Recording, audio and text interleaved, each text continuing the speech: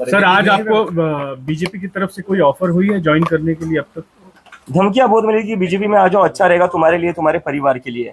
तो मुझे तो मतलब बहुत शर्म आती है कि इतने बड़े प्रधानमंत्री, इतने बड़े अमित शाह, उनके पोते की उम्र का मैं हूँ, उनके पोते की उम्र के बच्चों को इस तरह की धमकियां देते हैं। मतलब क्या क्या फायदा तुम्हारे इतने बड़े प्रधानमंत्री या गृह मंत्री होने का, अगर तुम्हें बच्चों को इस तरह की धमकियां देनी पड़ती है।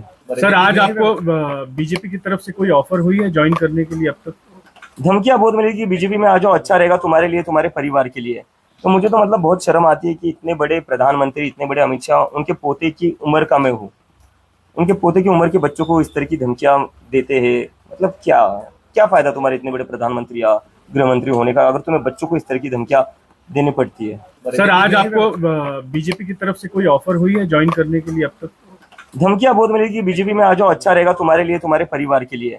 तो मुझे तो मतलब बहुत शर्म आती है कि इतने बड़े प्रधानमंत्री, इतने बड़े अमित शाह, उनके पोते की उम्र का मैं हूँ, उनके पोते की उम्र के बच्चों को इस तरह की धमकियां देते हैं। मतलब क्या क्या फायदा तुम्हारे इतने बड़े प्रधानमंत्री या गृह मंत्री होने का, अगर तुम्हें बच्चों को इस तरह की धमकियां देनी पड़ती है।